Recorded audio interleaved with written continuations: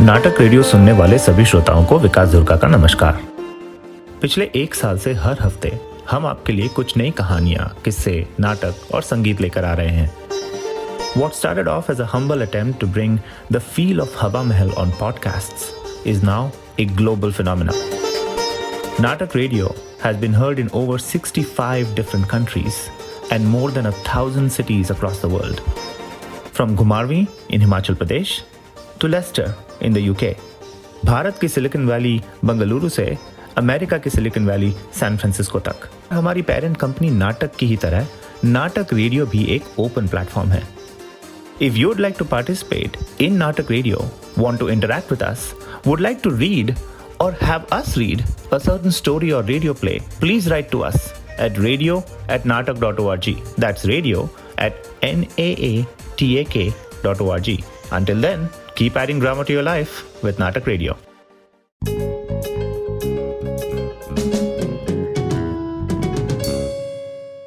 और अब पेश है सादत हसन मंटो द्वारा लिखे गए रेडियो प्लेस की श्रृंखला आओ कट प्ले। आओ अखबार पढ़ें। आओ अखबार पढ़ें में किशोर का पार्ट अदा कर रहे हैं एजी जैदी, लाजवंती पूजा सब्रवाल और नारायण अनुष मूर्ति। प्रस्तुतकर्ता नाटक आओ अखबार पढ़ें।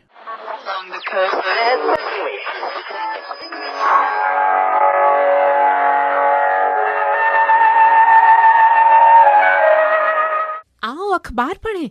क्या कहा? कह रही हूँ आओ अखबार पढ़ें। पढ़ो पढ़ो, जरूर पढ़ो। शुक्र है तुम्हें कुछ पढ़ने का शौक पैदा हुआ। गोया मैं बिल्कुल अनपढ़ हूँ, अलिफ का नाम भला नहीं जानती, आज तक घास ही छीलती रही हूँ। अरे भाई, तुमसे ये किसने कहा है?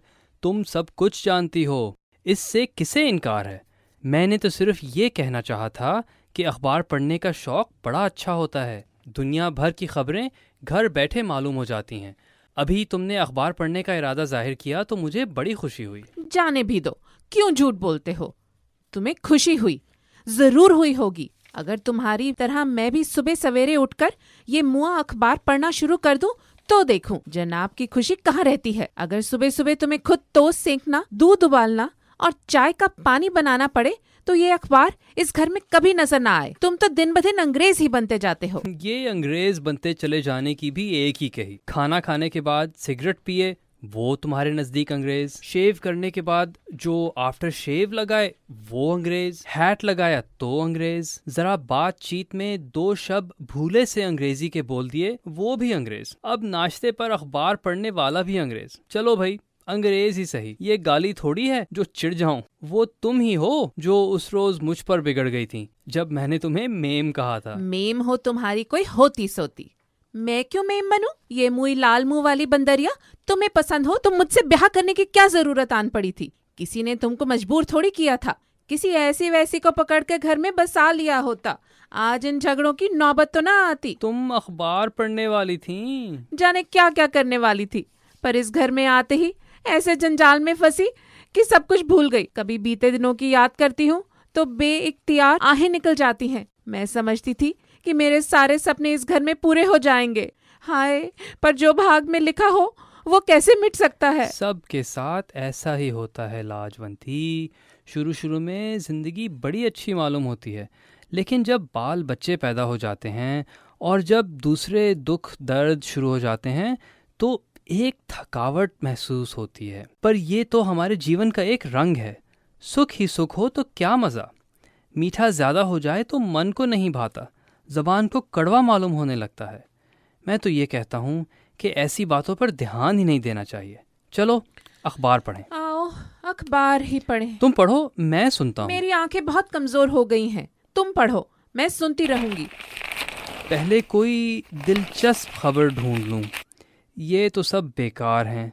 जर्मनी और इटली के डिक्टेटरों की खबरें। ये सारा कॉलम हिटलर की बकवास से भरा पड़ा है। और ये कॉलम, जरा ठहरो, ये मुआ हिटलर कौन है? बड़ा चर्चा हो रहा है आजकल इसका। परसों धोबी धुलाई लेकर आया तो कहने लगा, सरकार बस इसे आखिरी धुलाई समझिए, सब घाटों पर थोड़ी ही देर में हिटलर का कब्जा हो जाएगा। क्या ये हिटलर जात का धोबी है? नहीं नहीं, वो तो अच्छा भला इंसान है, यानी जर्मनी का डिक्टेटर जानती हो डिक्टेटर किसे कहते हैं? एडिटरों और एक्टरों की किस्म का कोई आदमी होगा। तुम ही बता दो ना, डिक्टेटर किसे कहते हैं? डिक्टेटर उस आदमी को कहते हैं, ठहरो मैं तुम्हें मिसाल देकर समझाता हूँ।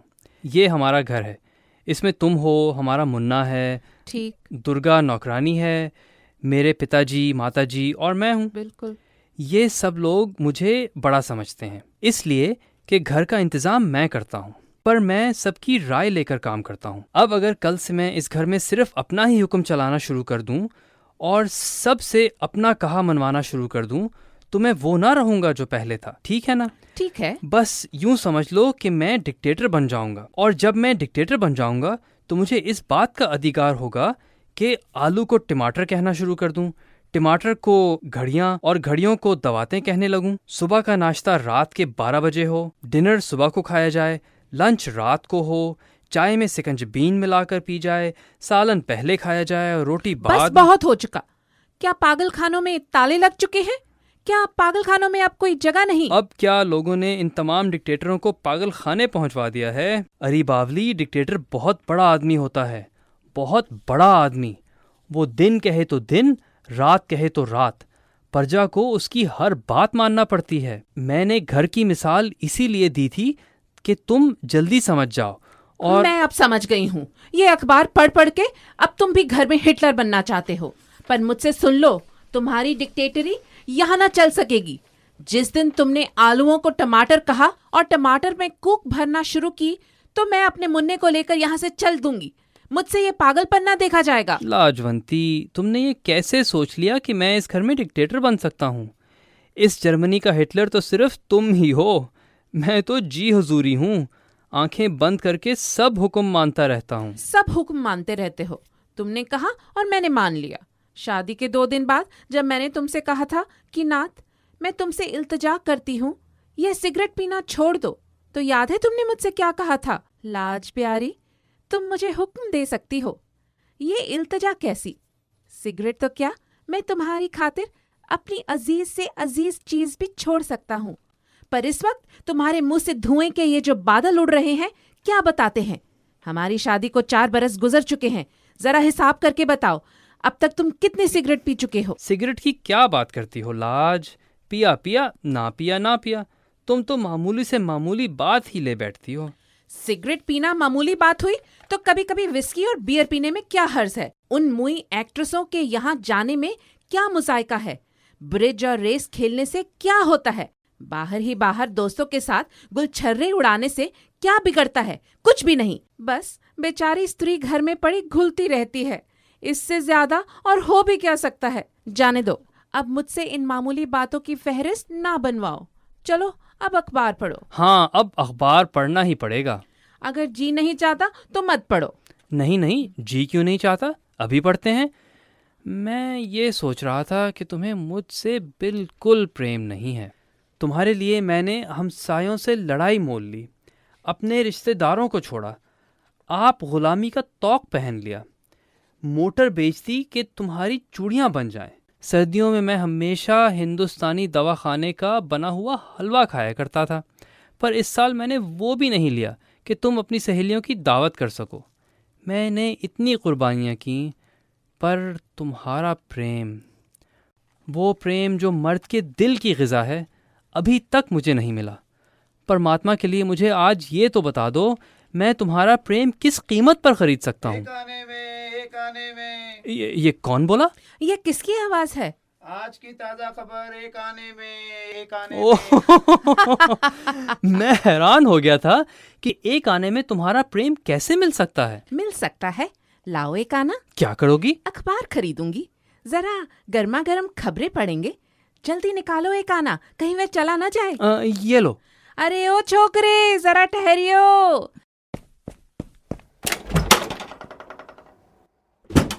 ले आई हूँ, धड़ाधड़ बिक रहे थे। मालूम होता है बड़े हंगामे की बातें लिखी हैं। लो पढ़ के सुनाओ, पर जरा हौले हौले पढ़ना। लाओ देखते हैं क्या लिखा है। अब देखना क्या है, बस पढ़ते चले जाओ। सारा अखबार खबरों ही से तो भरा है। तौबा, इतना भी गुमान ना होना चाहिए अपनी लियाकत पर।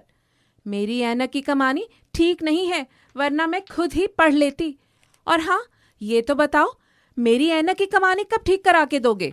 परमात्मा झूठ ना बुलवाए तो 1000 बार तुमसे कह चुकी हूँ कि ऐनक ले जाओ मरम्मत के लिए, पर 1000 बार तुम इसे यहीं छोड़ गए। देखो तो भला, मेरी सुनते ही नहीं, और आप क्या मजे ले लेके पढ़ रहे हैं। जरा मुंह से बोलते जाओगे तो तुम्हारा कुछ घिस नहीं जाएगा। क्या कहा? गोया मैंने कुछ कहा ही नहीं। तुम्हारा सारा ध्यान तो इस अखबार में पड़ा है। सुनोगे क्या खाक? मैंने ये अखबार तुम्हारे लिए नहीं खरीदा। पढ़ो और मुझे भी सुनाओ। पहले तुम्हारे मतलब की कोई खबर तो ढूंढ लूं। नहीं, ढूंढने वूढने की कोई जरूरत नहीं। तुम कहीं से कोई सी भी खबर पढ़कर सुनाना शुरू कर दो। सभी मेरे मतलब की हैं। मैं तुम्हारी सब चालाकियां जानती हूँ। खबर ढूंढने के चक्कर में सारा अखबार पढ़ लोगे और फिर ये चिचोड़े हुए पन्ने मेरे सर मारकर क्लब चले जाओगे। चलो पढ़ो। लो सुनो, मियाँ ने बीवी की नाक काट दी। क्या? बीच में बोलो नहीं, सुनती चली जाओ। कसूर 11 जून। हमारा नामानिगार लिखता है कि दिन दिहाड़े एक शख्स मुसम्मी गंडा सिंह ने अपनी बीवी की नाक कुंद उस्तरे से काट दी। इस जालिमाना फेल की वजह यह बयान की जाती है कि उसकी बीवी अनंत कौर बड़ी झगड़ालू किस्म की औरत थी। वो हर वक्त गंडा सिंह से लड़ती रहती थी, जिससे वो आजिज आ गया था। एक रोज उसने रोज रोज के झगड़े से तंग आकर उसकी नाक उस्तरे से काट दी। बिल्कुल झूठ। अखबार तुम्हारे सामने है, ये रही खबर। तुम ऐनक के बगैर भी पढ़ सकती हो। मियाँ ने बीवी की नाक काट दी और यहाँ से खबर शुरू होती है, कसूर 11 जून। तुम कोई और खबर पढ़ो।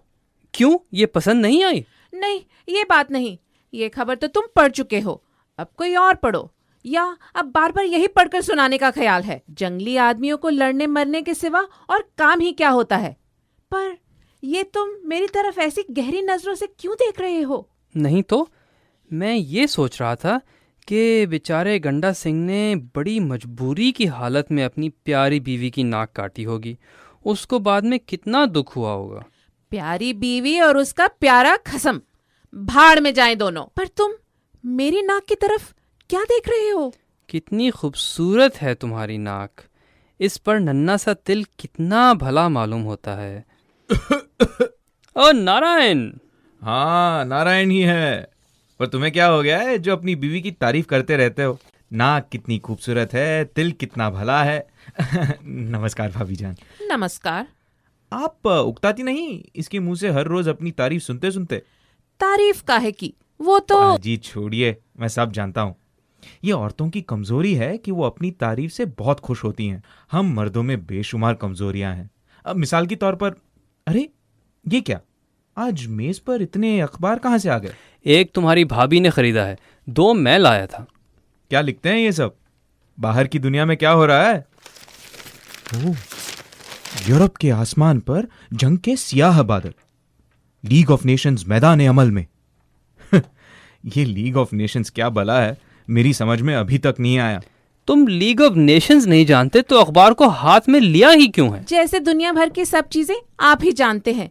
सारी हिकमतें सिर्फ आप ही के दिमाग में जमा हैं। भला बताइए तो, लीग ऑफ नेशंस किसे कहते हैं? लीग ऑफ नेशंस को, यानी कौमों की जमीयत को। समझती हो जमीयत किसे कहते हैं? संगठन को। पर संगठन तो जमीयत से भी मुश्किल शब्द है। ठहरो, मुझे कोई सहल सा लफ्ज़ सोचने दो। लीग ऑफ नेशंस, ये एक ऐसी पंचायत है जिसमें हर मुल्क के आदमी शामिल होते हैं।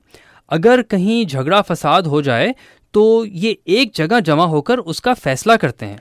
और अगर उनका आपस ही में झगड़ा हो जाए तो? तुम्हें हर जगह झगड़ा ही झगड़ा नजर आता है। गंडा सिंह और अनंत कौर का किस्सा भूल गई? अरे, लीग ऑफ नेशंस में ये गंडा सिंह और अनंत कौर कहाँ से आ गए? क्या ये लोग लीग में हिंदुस्तान के नुमाइंदे हैं? नहीं, तुम्हारी तो हर बात उल्टी होती है। देखिए भाभी जान, ये आपके बारे में क्या कह रहा है? परमात्मा के लिए झूठ ना बोलो नारायण। वो समझेंगी कि मैंने ये उनकी बाबत ही कहा है। अच्छी तरह वाकिफ हो उनकी तबीयत से, पर ख्वामख्वाह ऐसी छेड़खानी से फायदा? हाँ, ठीक है ठीक है। अरे, ये खबर पढ़ी तुमने? डिसआर्मामेंट के मुतालिक एक बहुत बड़ी कॉन्फ्रेंस हो रही है। डिसआर्मामेंट कॉन्फ्रेंस क्या हुई नारायण साहब? लीग ऑफ नेशंस की किस्म मालूम होती है? जी हाँ, किशोर से पूछिए, वही आपको अच्छी तरह समझा सकता है। किशोर, बताओ भाई इन्हें ये डिसआर्मामेंट कॉन्फ्रेंस क्या होती है। आप क्यों नहीं बताते? किशोर अच्छी तरह समझा सकेगा, इसलिए कि वो कई बार आपके मुकाबले में हथियार फेंक चुका है। क्या कहा आपने? कुछ भी नहीं, नारायण ने कुछ नहीं कहा, वो दूसरे हथियारों की बात कर रहा था। हाँ भाई, क्या पूछते हो? ये पूछ रही हैं कि डिसआर्मामेंट कॉन्फ्रेंस क्या होती है। डिसआर्मामेंट के माना है बंदूकों, तोपों और उन चीज़ों को जो जंग में हथियार के तौर पर काम आ सकें अलहदा कर देना। ये कॉन्फ्रेंस जिसका जिक्र तुमने अभी अभी अखबार में पढ़ा है, जंगो जिदल कम करने के लिए मुनक्किद हो रही है। इसमें यह फैसला किया जाएगा कि हर मुल्क को कितने कितने हथियार अपने पास रखना चाहिए, इससे एक दूसरे को खतरा ना रहेगा। वो कैसे? फर्ज कर लिया जाए कि हम यानी कि मैं, भाभी और तुम 3 मुल्क हैं, अलग अलग, लेकिन हमारी सरहदें आपस में मिलती हैं। अब भाभी जान के पास लोहे का एक क्रोशिया है और तुम्हें डर है कि किसी रोज मुन्ने का बिब बुनते बुनते अगर ये बिगड़ गई तो वो क्रोशिया तुम्हारे पेट में भोंक देगी। इन हालात में फैसला क्या होगा? तहदीद असलहा यानी हथियार रोक कॉन्फ्रेंस बैठेगी और इस पर सोच विचार किया जाएगा। फैसला मेरे ख्याल में यही होगा कि मुझे बाजार से एक छड़ी खरीद लेने की इजाज़त मिल जाएगी ताकि मैं इसे रोक के तौर पर इस्तेमाल कर सकूं। इसमें आप लोगों को भी कोई एतराज़ ना होगा? एतराज क्यों ना होगा? तुम छड़ी खरीद लो और मेरे पास निगोड़ा क्रोशिया ही रहे। तुम जब चाहो मुझे उस छड़ी से धुन डालो और मैं अकेला क्रोशिया लिए तुम्हारा मुंह देखती रहूं और पिटती जाऊं। ना बाबा, मैं भी ये कॉन्फ्रेंस बिठाऊंगी और उसमें इस बात का फैसला कराऊंगी कि मुझे अपनी हिफाजत के लिए वो चाकू जिससे तरकारियां काटी जाती हैं अपने पास रखने की इजाजत दी जाए ताकि ये अपनी छड़ी का इस्तेमाल न कर सके। लड़ाई की रोक के लिए कॉन्फ्रेंस मेरा साथ देगी। क्या मैं गलत कह रही हूँ? नहीं नहीं, आप बिल्कुल ठीक कह रही हैं, मगर मेरे लिए खतरा पैदा हो जाएगा। अब यही देखिए ना कि अगर आप दोनों के बीच झगड़ा शुरू हो गया और क्रोशिया, तरकारी काटने वाले चाकू और छड़ी का इस्तेमाल किया गया तो मैं अपनी जान कैसे बचाऊंगा? क्या पता मैं बिना वजह जख्मी हो जाऊं।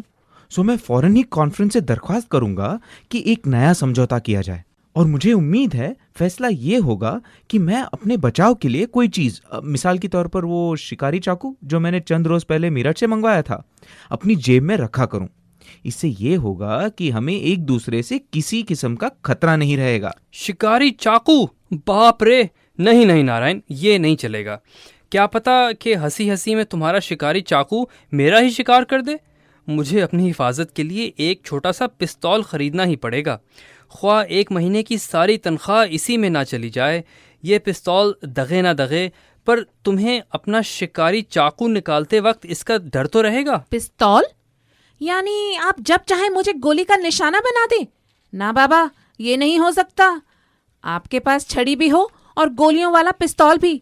जो ही मुझे पता चलेगा कि आप पिस्तौल ले आए हैं तो मैं भी अपनी हिफाजत के लिए एक राइफल खरीद लूंगी। तो जाहिर है मुझे एक मशीन गन लेना पड़ेगी। तो मैं वो जहरीली गैस मंगवा लूंगी जो हाल ही में दुश्मनों को मारने के लिए बनाई गई है। बस बस, मैं 2 बम ले आऊंगा, तब इस घर में बिल्कुल अमन कायम हो जाएगा। लड़ाई का बिल्कुल अंदेशा न रहेगा। सुख और चैन इस घर की बलाएं लेंगे। न रहेगा बास और न बजेगी बांसुरी। सब ठीक हो जाएगा। सब ठीक हो जाएगा? हाँ, सब ठीक हो जाएगा।